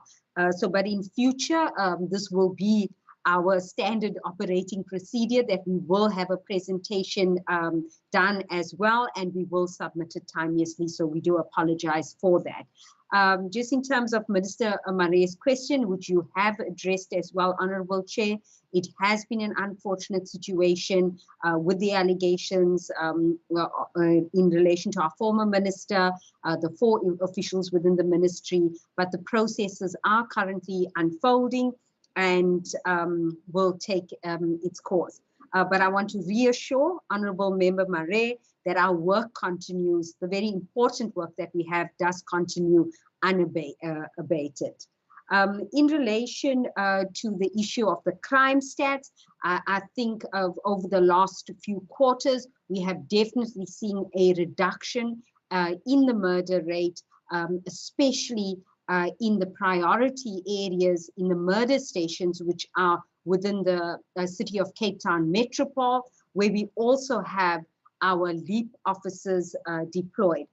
Maybe I could just give some input there, Chair, in relation to the question that you have asked as well. The LEAP officers, 1,056 LEAP officers currently are deployed to the murder stations. They work under the command and control of the SAPS. And we do believe it is these additional law enforcement officials on the ground working together with the SAPS. There's integrated planning and then operations under the command and control of the SAPS that has resulted in a reduction in the murder rate in these areas. The Department of Community Safety plays a critical and crucial coordination role between the city as well as the SAPS. We also have linkages with national in this regard, where we're currently looking at legislative changes together with the team from National Minister Tele's office, with the SAPS team, the city's team, that we are coordinating this team across all spheres of government, where we look at legislation for greater oversight of law enforcement as well. And we believe this has resulted in the reduction of the murder rate, as I indicated. In terms of Honourable Bartman's questions, in terms of our engagement with the SAPS, so the Minister and myself, engage with the National Minister and his team, as well as our provincial counterparts at MINMEC meetings. There is a bi-weekly meeting between myself and the PC, as well as Executive Director Botto from the city. The Provincial Commissioner and myself speak regularly on a daily basis if so required. And I just want to put out there that the Provincial Commissioner and his team are always responsive to all our needs. However, as it comes to the policing needs and priorities, we would like to see greater note, not just noting, but actioning from the national SAPS as it comes to our findings and our recommendations. So it's not as we would like to see. We would want to see our policing needs and priorities actually influence the way in which the national SAPS allocates resources, and for us to be able to see that they're considering our input when policy is developed in relation to our province. Also, just to add, where if there are any matters that are brought to our attention by any of the stakeholders, by community members, by neighborhood watchers, by CPFs, we immediately inform the SAPS of these challenges that are faced on the ground, whether it would be a non-responsiveness of a telephone call, an investigation which the police ombudsman would consider, or if there are infrastructure issues, etc. Whatever it may be. But then we also conduct formal inspections of police stations. We monitor IPID recommendations. We assess the compliance of the SAPS as it relates to the Domestic Violence Act. We have our policing needs and priorities. So there is engagement on all levels. When we go out and develop the safety plans for the district municipalities, we are also engaging with the SAPS in those forums or in that fora as well. We believe that there should be greater devolution of powers, responsibilities, and functions to the provincial commissioner in the province. So his hand is strengthened when it comes to making decisions, which are currently, many of this is currently still being managed and controlled, nationally. And I will give an opportunity, Chairperson, for any member of my team would like to add to anything I'm saying now. Is in terms of Member Mackenzie's comments, definitely we've seen the positive impact in relation to the work, the working together of the SAPs, the law enforcement agencies on the ground, and the Department of Community Safety holding this space, ensuring that there's a governance framework in place, ensuring that the manner in which the city and the SAPs are cooperating with each other, ensuring that this is done in a respectful manner, where we keep the needs of the communities out there as being paramount to everything we do. And we've seen this then on the ground and in relation to the crime stats as well. In terms of what Member Karma has said, yes, definitely we also, as indicated, support the labs being under the control of the PC. In terms of the staff establishment, the training of the detectives, I'm going to ask the Director of Monitoring and Evaluation to come in on some of these matters, as well as the Acting Director Safety Promotion and Partnerships. Definitely in terms of the VEP training, now part of our work going forward would be our, as I said, emphasizing our focus on oversight, considering our gender-based violence hotspots, looking at the victim-friendly facilities that at police stations, and just ensuring that there's greater compliance in relation to those 9 stations that have been identified as gender-based hotspots, but not just for us to have findings and recommendations, but actually taking it many steps further to see how best we can support the SAPs on the one side, to ensure that their members are properly trained, to ensure that their members are sensitized, especially as it relates to gender-based violence matters, but then also, on the other hand, to hold the SAPs accountable, to ensuring that the facilities are in place, that the detectives are functioning as they should be, that their members are trained at all levels. So we'd like to be able to assist where we can, but also ensure they are accountable for what they are expected to deliver in terms of their mandates as well. In terms of the lighting, the upgrading of the roads, part of our safety plan initiatives is not just having a law enforcement response, but ensuring that there is the violence prevention issues that are taken very seriously as well. And as you may know, in the Premier's State of the Province address, he has indicated that there will be a dedicated violence prevention unit that will be established by the Department of Health. That is underway. And then we also have a urban design technical work group, which is made up of the city, made up of our Department of Transport and Public Works, Human Settlements, Environmental Affairs and Development Planning, as well as local government. Just before the Standing Committee, I had a meeting with the Department of Health and the Department of Local Government, the 2 HODs, to ensure that the urban design matters actually of the entire province actually now also be at the forefront of what we want to do in relation to meeting the objectives of the safety plan. I think we've shown the successes of law enforcement, but it's very important for the violence prevention initiatives to now be fully on board, as well as urban design, where we're looking at lighting, we're looking at housing, we're looking at crime prevention through environmental design, looking at our transport systems, all of that being considered.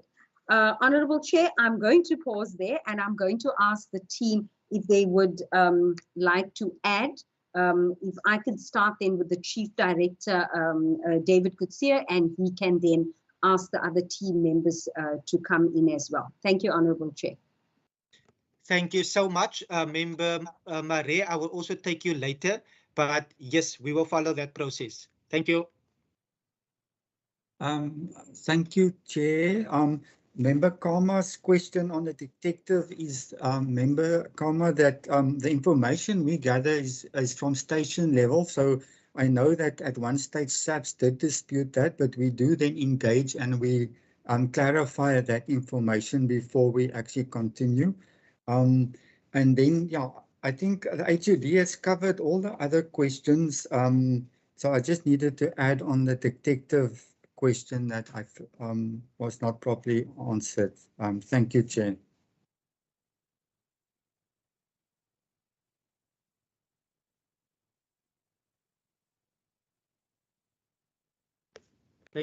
Thank you so much. HOD, was there any other official that you wanted to bring in? Thank you, Honorable Chair. I don't see any of my other team members with their hands up. I hope we covered all the questions, but we will welcome any follow-up questions as well. Thank you, Chair. HOD, maybe it will be helpful if you are just able to elaborate on the recent crime stats for the last quarter. Member Marais just noted a comment that you have made in terms of the increase in murders that Honorable Marais referred to. Are you just able to highlight that for Member Marais again? I think the clarity will be very helpful. Thank you, Honorable Chair. I'm going to hand over to Ms. Dissel, who's done a very good job on the analysis of the crime stats, the most recent ones, and she could also speak to some historical data as well. Over to you, Amanda. Thank you. Chairman, it's page 11 of the report. Thank you so much, Member Marais. I'll allow the department to answer, and then if there's any further comment from you, then I will note you. Thank you. Thank you very much, Honourable Chair. Yes, the statistics that were presented in the report, as I mentioned when we first started the report back, I did indicate that the PNP report was drafted using the data that was available at that time. At that time, we only had the crime statistics up to a certain period. We since have had the most recent annual crime statistics, and the SAPS have also started to release their quarterly crime statistics. So when Honourable Member Allen mentioned the decrease in murder statistics, that was in relation to the latest quarterly statistics for the period from October to December 2021, where we have noticed that nationally murder increased by 8.9%, whereas in the province, murder decreased by 6.88%. And in our 11 priority precincts in the metro area where the LEAP project and the area-based team approach has been implemented, there was a 9.35% decrease. So when we look at the statistics on a quarterly basis, we are seeing some very encouraging decreases in murder. Thank you. Point of order, Chairperson. Thank you so much, Mr. Sil. Member Marais, yes. You went on mute again, Member Marais. It is unfair for the department to give us a report, a factual report, and then as we go on to amend it, it's before us is a report on page 14, I see, which says that the crime rate has escalated from a certain amount, 2308 over a 10-year period, to 3978 murders in the Western Cape. Now I base my questions on that, to then make a fool of me and say I can't read, and then afterwards say, oh, this is the very latest. I don't want the very latest. Give me what you gave the committee. And for the committee, you told us there's been an increase in the murder rate. So I don't want to look like a fool who don't do his homework, Mr. Chair. On page 14, the department just admit that your report states that the murder rate in the Western Cape has increased. Thank you so much, Member Marais. You went on mute. I trust that you are covered before. Thank you so much. Thank you. I heard what you said. I'm covered, but the department said I was wrong. I just want them to admit I was right. The report before us showed an increase in the murder rate, not a decrease. Yeah. Thank you so much. I'll address that now together with the department. Member Kama, I see you. No, Chair, I don't think there's any issue. I think it's just that we're not understanding each other. Member Marais is talking about a period. The question is, what is there in that page is a period of, I think, 10 years. So he is reading the graph based on that period of 10 years. But in reality, if you look even at that particular graph, at the end, it does show a decrease. So if we are talking about the current period, which is from the 2018-2019 to the 2019-2020, you will see a decrease. But if you are talking about the period of 10 years, then you will take it. And so I was mentioning the 2,300 and the 3,900 at the end. So I don't think there's an issue. It's just a difference of taking the question itself. Thanks. Thank you so much, Member Kama, who has been a member of this particular committee since its inception in June 2019 for this new term. Thank you, Member Kama. Member Bartman. Thank you, Chair. Chair, I just wanted to make a suggestion actually to go forward on this matter. Given that the report you mentioned in the beginning of the committee meeting that it's the report's been a few months, maybe if the department can assist us with indicating the date that the report was published by whichever respective entity that obviously published it, the statistics for what Member Marais is requesting at the time of publishing, and what perhaps the statistic is now, what the latest one is, so that we just have that information available to us, Chair. Thanks. Thank you so much. Ms. Dissel, I see your hand went up. Are you able to clarify again so that we are able to provide move forward in this regard? Thank you. Yes, Chair, thank you. So the previous speaker was correct that the figures that were cited in the report were for 2019-20. The figures for 2020-21 were released towards the end of last year. And murder, the trend in murder has been increasing, and it still is increasing, actually, if you look at it over a 10-year period. But there was certainly a decline in the 2021 year. So murders in the province reduced to 3,848 murders in the 2020-21 year. And that's, a lot of that has to do with COVID and the lockdown and those situations, but there are also other factors that we need to take into account.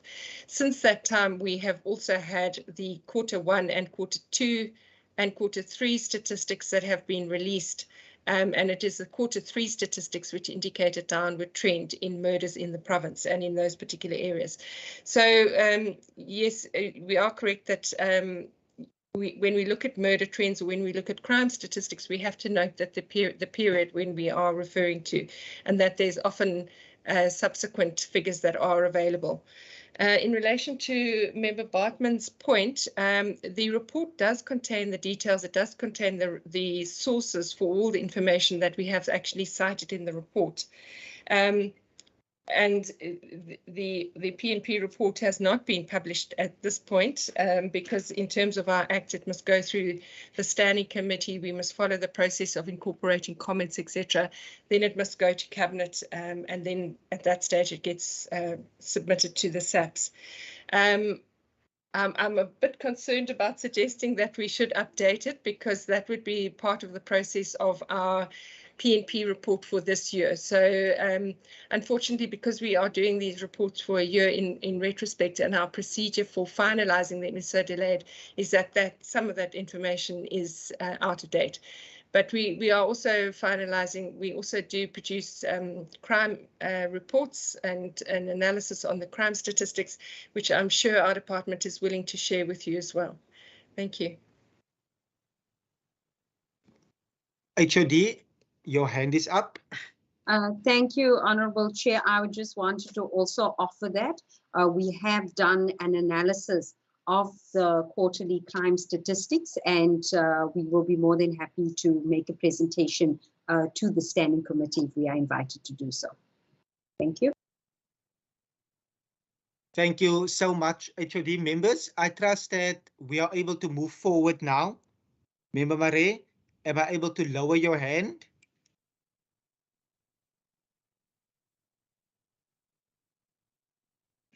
Sorry, sir, I will be leaving the meeting soon, so I've asked my questions. Thank you very much. Thank you so much, Member Marais. We will definitely miss you, and may you have a good day further. Colleagues, on that note, we have addressed questions to the HOD. Is there any follow-up question that any member might have at this time? I do know that earlier on I have recommended that in terms of the SAP's reply, that we are able to then request timelines, status reports, as well as getting further information on the noting of comments, but also what action plans have been put in place since the report was published. Would that be all in order so that we are able to then move on to getting comment from the City of Cape Town? I see one. In order. Thank you so much, Member Okay, Chairperson. Member Kama, is that in order your side as well? Yes, Chair, the recommendation to subs, that's in order. I just quick follow-up, Chair. I wanted to ask about the prevention unit that the HOD is talking about, which will be located in the Department of Health. So I just want to understand as to, I understand she said the process is currently underway, but what are the targets in terms of the time frame? When will this be appointed? And how will it be constituted? And are they going to develop their own crime prevention strategy, or which strategy are they going to use? Thanks, Chair. Thank you so much. HOD. Thank you, Honorable Member Kama, for the question. I will try and answer as far as possible on behalf of the Department of Health. But just from what I am aware, the department is already focusing on this unit in terms of setting it up.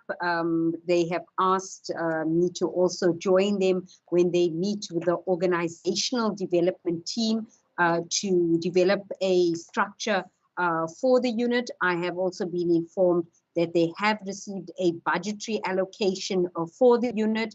The deliverables of the violence prevention unit will be aligned to the objectives of the Western Cape Safety Plan. So as the Department of Community Safety, as well as I indicated, we will be focusing more on GBV.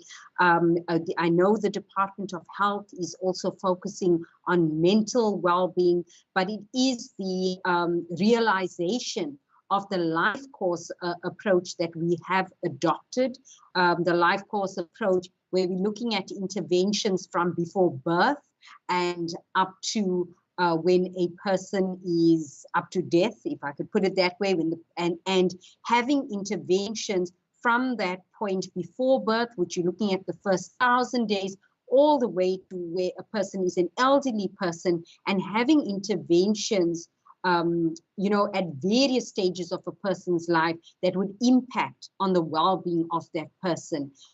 So that's the approach we've adopted. We've also adopted an integrated approach where we look at law enforcement on the one hand, violence prevention, as well as I indicated, the urban design interventions, but it's not necessarily creating the new, but aligning all that we have across government, whether it would be national, local, or provincial, and bringing it all into the most vulnerable areas across the province. I think that's the best I could do for now, but we're using our safety plan and our recovery plan as a basis for all these, interventions. And it has to be an integrated response, a transversal response, where we're all not working in silos, but that we bring it all together under one space, so the community members that are most in need benefit from all these interventions that we are going to be landing. But it's not just interventions where we're taking it to the community. We're going to co-produce and co-own it with the community. So the citizen voice and us being citizen-centric is extremely important. We need to be guided by the communities that we serve on the interventions and initiatives that will be required in that particular community. And as we know, not all communities have the same needs, so it is going to be different interventions that are responsive to the needs of that particular community. Thank you, Chair. Thank you so much, HOD. Members, directly after we have concluded our engagement with the City of Cape Town, we will be discussing our recommendations, as well as if there is any view on the report. I trust that we are now able to proceed. Members earlier on indicated that that should be in order. Chief Leroux, thank you so much. HOD, I will kindly request if you are able to remain with us up until the city has given input or briefed us on any matter pertaining to the PNP, if that's in order your side. Chief Leroux, I trust that you are well. Always good to have you in our engagements. Chairperson, good afternoon once again, and afternoon to the honourable members. Yes, we have submitted a few slides of input, looking at the positive way of policing, or it's more constructive criticism or input that will be able to enhance a better policing services. But you touched on, Honourable Kama touched on earlier about relationship. I think that's utmost important, and I want to just place on record that we've got a good working relationship with SAPS. We have regular monthly joint meeting. We meet quite often. If they need to speak to us, they speak to us directly. We have this working meeting, a dialogue that talks about issues, problem solving, that type of things. And we've clearly seen it in SONA with the recent, the opening up of the various stakeholders came down from national. SAPS was on board. We were on daily meetings to make sure that SONA becomes a success story, not for the city alone, but for the country. But once again, I just want to talk about everything. We can talk about the relationship, but most important, it happens also on ground level. That's when SAPS maybe request maybe our K9 units, our POPs, our vehicles, maybe for joint integration. And of course, this is part of the discussion at the provincial command control room, which we meet on a weekly basis. We've also got a member that's available daily at our control room. And most important, we've reached out on numerous occasions, and they've shown lots of interest of coming forward to see exactly about any type of technology that's available that the city can reach out in order to assist them, because that's the way to go, but smarter policing. So I've got no qualms about the relationship. I think there's always constant, and if we do have a problem, we engage with the stakeholders in order to sort it out from ground level to the top.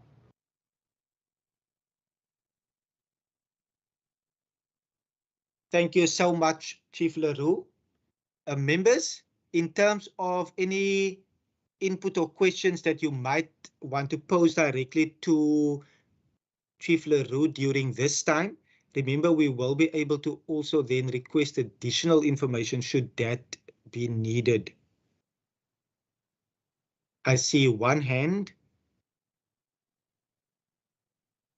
I see two hands, and then I will take the last one at the end. Member Kama, and then Member Marie in that order. No, thanks, Chair. Mine will be quick. On the issue of the cameras, Chair, And I think we've been raising this, and even in this report and many PNP report would raise the issue of CCTV cameras, and even SAPS in some occasions did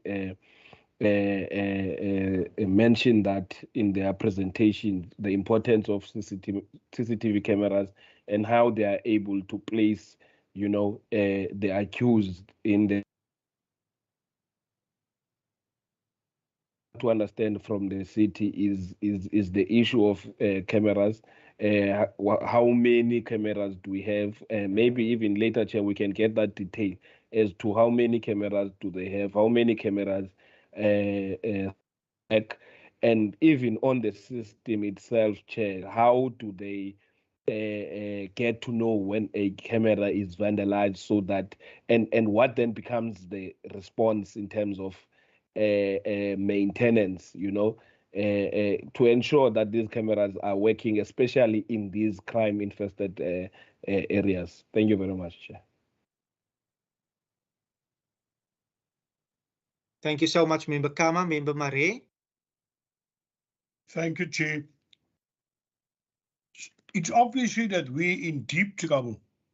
We are in deep trouble. And I know that everybody tried to sound positive. That is their job, to give people hope. But I hear that we have a canine unit and there's joint operations between Metro and SAPS. It's all good and well. But SAPS, you can't arrest. I mean, Metro, you can't do investigative policing. You can't take the matter to the courts. That is for SAPS to do. Now, how can this joint operations benefit the city or the Western Cape? We have a Bishop Lavis training center for police, which I don't think is functioning anymore. Can the Metro make use of it to train our own people to do investigations and then hand the dockets over to SAPS? We heard here that SAPS haven't got people trained enough in this type of work. Are we going to sit back and say, oh, well, they're not trained, they got no detectives with any skills, but the Constitution is the reference book, and the Constitution says we can't do it. The Constitution is becoming a noose around our neck if they prevent efficient policing to stop because they say so. Now I want to know, can the Metro Police have stations also in the police district where people can go to report matters? If there is such joint operations, why must we wait on SAPS to have a police station which is ill-equipped? Why can't we budget to have SAPS police stations in our area with a hotline to SAPS? Metro Police and SAPS, if they're going to work together, they're going to think much further than just walk patrolling together or whatever. This is going to be a marriage that is beneficial to both. And I want to know, first of all, would you consider that the relationship can only be improved between SAPS and the Metro Police if we also are allowed to do in this investigative policing? There's hotlines between SAPS and us, and that we have sub-Metro police stations where the public can go and report not only municipal flouting of municipal laws, but also crimes of a more serious nature. We don't have to go to court. That is not our role. And we don't have to go and go further than that. But let this relationship be improved within the law. But we can just tweak it here and tweak it there. And we can have a joint operation.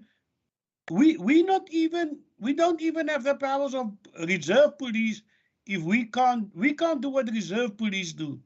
Why can't the Metro Police be considered a grade higher than the reserve policemen, reservists, to assist SAPS in combating crime? That is my question. Thank you so much, Member Mare.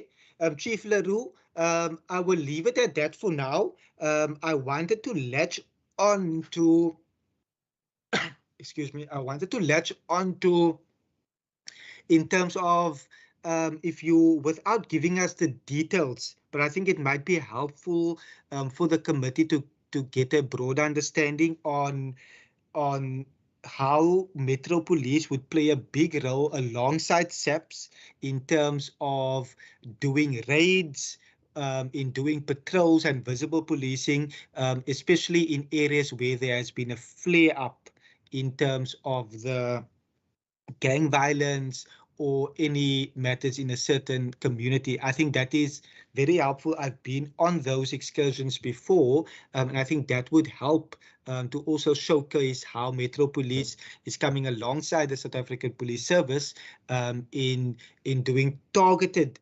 approaches in order to make sure that we not only catch criminals, but make sure that we stop it from happening in the first place. Thank you. Chairperson, sorry, I can't raise my hand for some reason. I just had one question. Sekerlik. Baie dankie.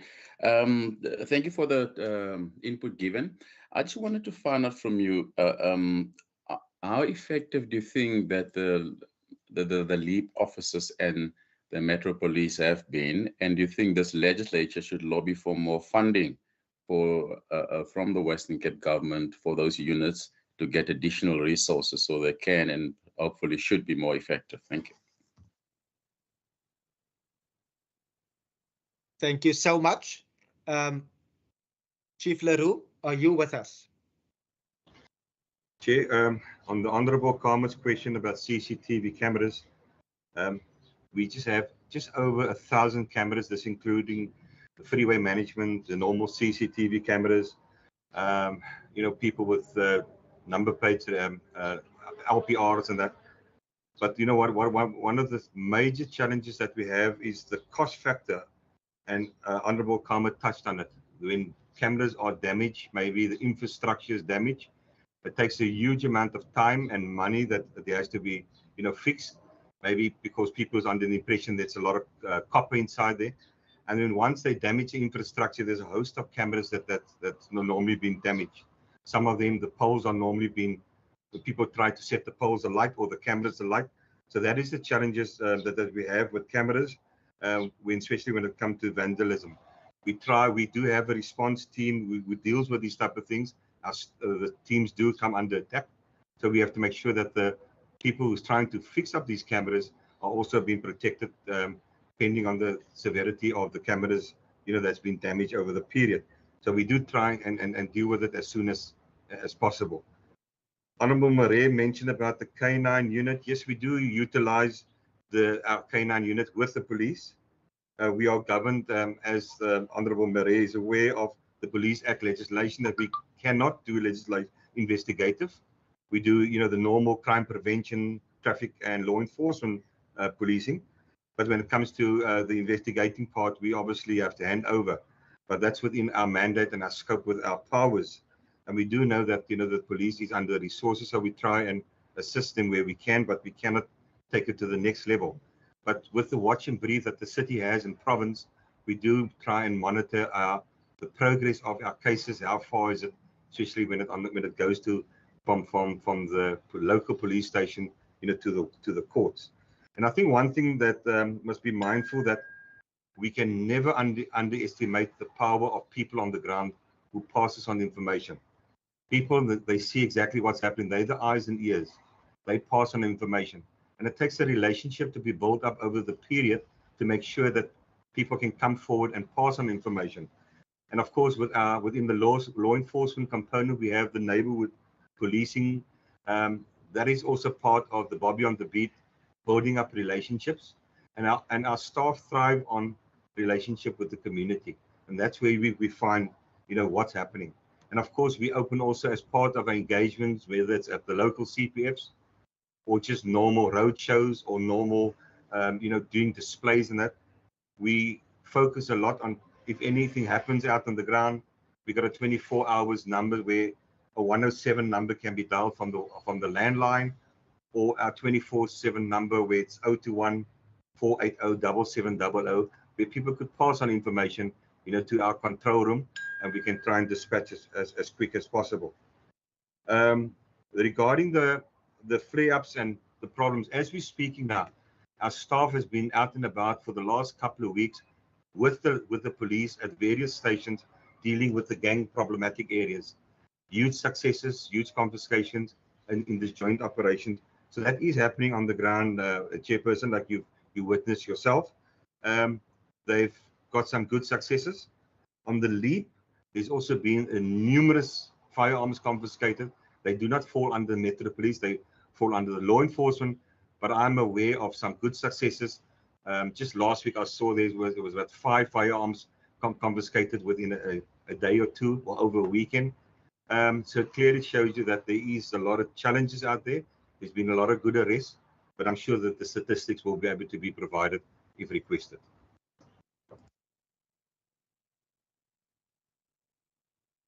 Thank you so much, Chief Leroux. Members, is there any follow-up question? Member Maria, I see your hand is still up. You would want Chief Leroux to repeat a hotline number. Correct, sir. That is important. And whether they would consider letting Bishop Laver's now disbanded police training college be used to train our own Metro Police. Chairperson, we welcome. There's always a huge demand for training. Training is important, whether it's legislative training, whether it's just normal training of our staff.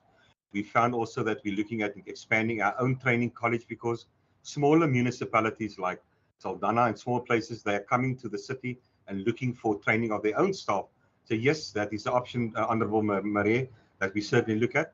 And the telephone number, if it's from a local landline, you dial 107, and that will put you activate, and you will be put through to our local control room. But if you're using your cell phone, it's 021 480 7700 480 7700. So whether it's a fire, or it's a policing matter, or it's a block drain, or it's anything to do with emergency, they can dispatch you to the local, whichever department. But most important, request a reference number, because that's important to do a follow-up.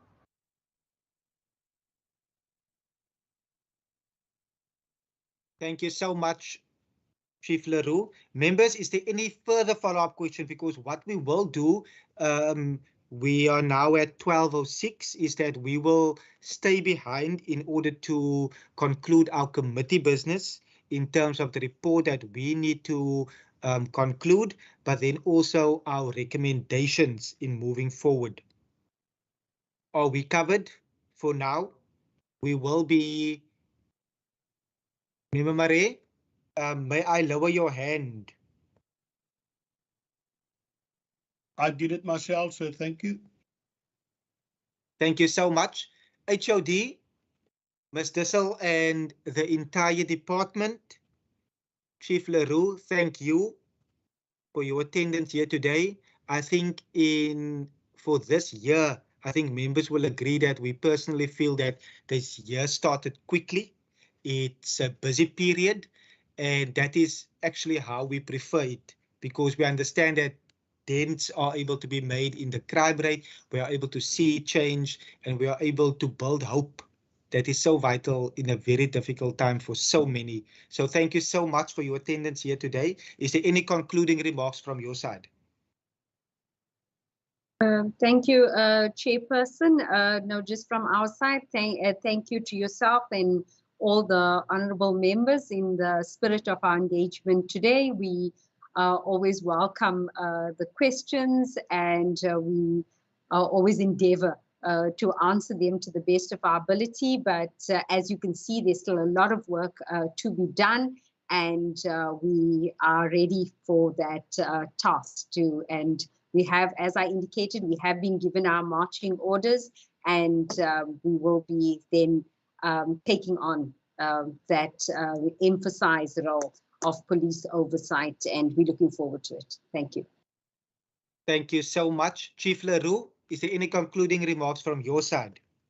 Thank you very much for this opportunity, and I'm sure with our ongoing policing as joint initiative and joint planning, I think our focus is mostly to make Cape Town or our province a safer place for all residents. Thank you so much. On that note, you are duly excused to enjoy a cup of coffee or a cup of tea. Members, thank you so much. It is now 12:08. I have indicated that we have received SAPS's comment. I just wanted to double check with members that you are A-OK in terms of, as chairperson, I will then write, yes, Member Bartman. Oh, no, Chair, I'll go after you. I was going to propose an extra thing. Oh, okay, yes. And then I will write in terms of getting clear timelines, status reports, as well as updates in terms of their comment. But we will also then be in contact via further committee business on some of these matters that we are able to zoom in on further. But we have a report to look at. Mr. Wasim Matthews, are you just able to provide us with brief direction in that regard? Thank you, Chairperson. The committee has now received the input. I'll put up a draft report. It's obviously just a draft and preempting. Let me just share it quickly. Preempting what the committee could do. You've now received your input from your stakeholders. You've been briefed by the department. This is sort of a generic report that states that the committee followed the processes as legislated. 1, 2, and 3 is just showing the steps. We received it via referral. The committee considered the report, which was today, and then also allowed for input from the 2 stakeholders, which is the SAPS, Provincial SAPS, and the Metro Police. That process is not defined, so the opportunity that was afforded, it was either via written submission, which we've received from SAPS and also from Metro, who have in this meeting had the opportunity to give their input on the report. Then the next step would be for the committee to now submit whether it is additional recommendations, and that will go to the MEC to finalize the report to then be processed to national, I think the National Police Minister. So either the committee can make additional recommendations, or you can accept or not accept the report. I would say that I put that on point 4, the last part, the committee has no further recommendation, or the committee recommends that. It is entirely up to you as the committee. You followed due process, and now whatever you decide to give to the minister is something that you could decide today, just to finalize everything. Thank you, Chairperson.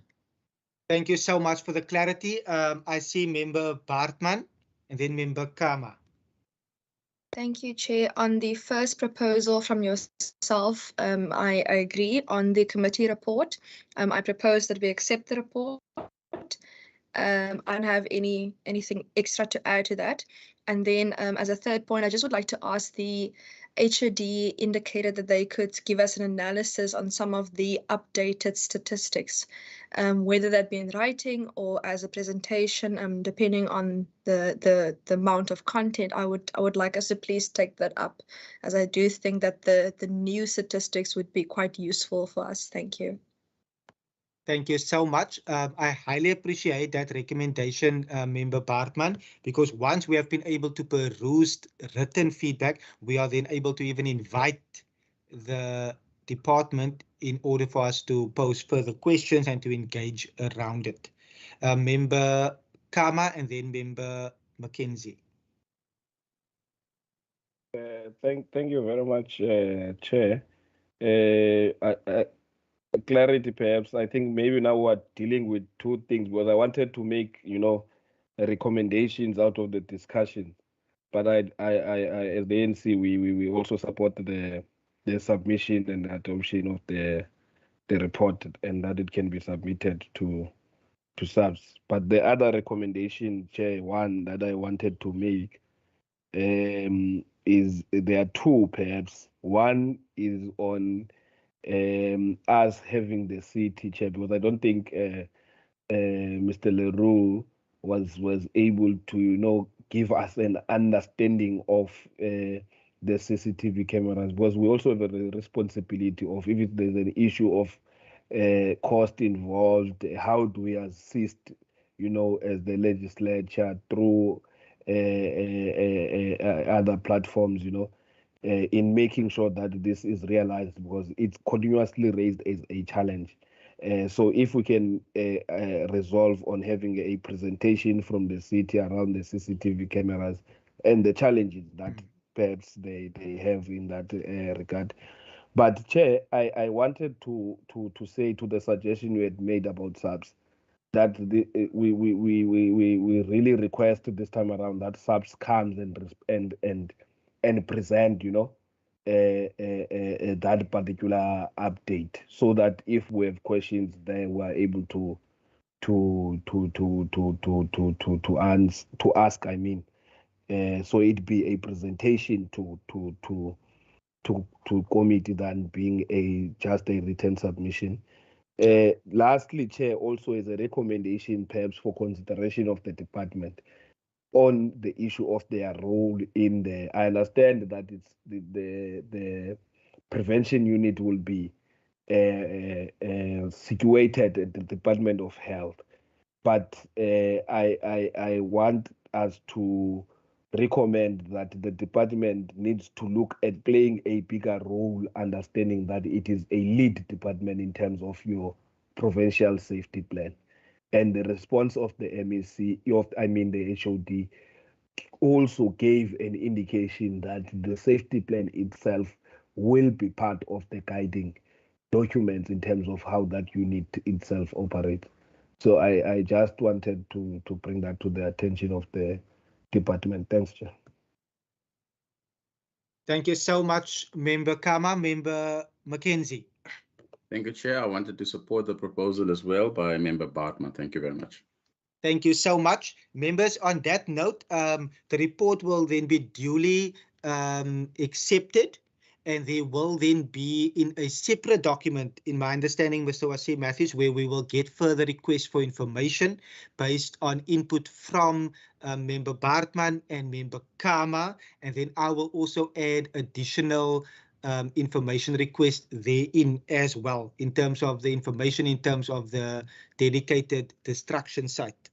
Are we covered then, Mr. Wasim Matthews, in terms of our process legally? Yes, Chairperson. One of the members covered it nicely by saying that the two issues is the one adopting the report and making recommendations to the minister, and the other is recommendations as per your usual standing committee meetings. Thank you so much. Member Kama also confirmed now in the chat. That is the understanding. Thank you so much. Let me just double check.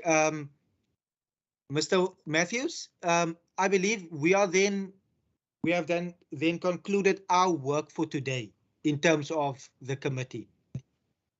Yes, sir. And we will reconvene tomorrow for the Liquor Authority. Yes, members, just before we leave, I wanted to state that I will be dropping the email, and as previously Member Kama would be aware, is that I will I will send an email regarding the process for tomorrow. It's a fairly... Oh, Mr. Matthews, yes. No, Chairperson, you can continue. I will forward the email for tomorrow during the course of this afternoon. But thank you so much, Member Bartman, Member Mackenzie, as permanent members. We are assisted here by the very capable Mr. Wasim Matthews, and Member Kama and Member Christians would be fully aware of how we have been able to work jointly together and play our role. Member Mare, always happy that you are with us as well.